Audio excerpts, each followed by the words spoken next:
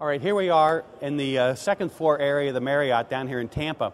And what I want to talk about is a little bit about window lighting. Now, our sun is going in and out right now, and it's kind of a diffused sun right now. The clouds are going in between. It's kind of wispy or whatever. Wind's blowing like crazy. So we're going to see the lighting go in and out here. But what I want everybody to notice is, you see what kind of lighting pattern we got starting out on our bride's face right here?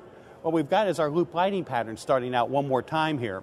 I'm going to clean it up just a bit. I'm going to ask Toby just to turn her head slightly towards towards the light. So now when we look at the lighting on her face, the light's coming in here and creating a very, very soft loop lighting on her face.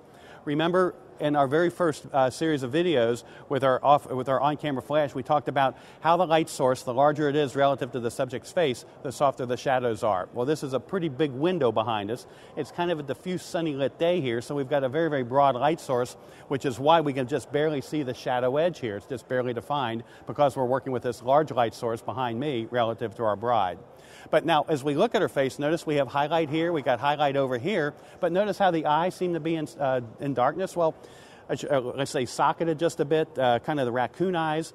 It's because with window light, we don't have the luxury of moving the light relative to the subject. We have to move the subject relative to the light.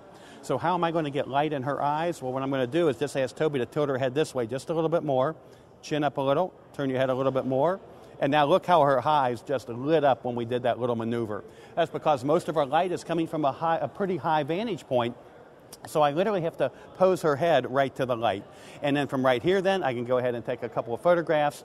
But then what happens if I want to put her in a 2/3 view? If I want to have her looking out or whatever, leaning into the bouquet or whatever, I couldn't do that very well right here. In fact, why don't we do it just for fun? Toby, bring your flowers up here and lean your head this way into them. Bring them really over here. And now look what, turn your head a little bit more, chin down a little bit more. Look what's happened. Again, we've shadowed her eyes, not very flattering when we're photographing our bride here. Again, in this case, we're constrained by the direction of light since we have no control over it. And when we're in that position, we have to pose the subject to the light and not really have the light going where we want it to be. It's locked in place. So we've got to continue to remember, pose the subject to the light in this case. Okay. I've kind of reoriented myself just a bit. Toby, I want you to turn your head even more. Just your head. Good. Chin down a little bit more. Let's tilt your head this way so I can get the light in the eye. Great, they just lit up. So now I've got her in that loop lighting pattern, but do you see how I have to keep posing her to the light to make that happen? I've got a nice background behind me here, some pillars, some of the interesting fixtures here. Let's just get a couple of them. Terrific. I've got my on-camera flash firing as well, just to give me that little bit of fill, but I think we're really getting some pretty photographs here.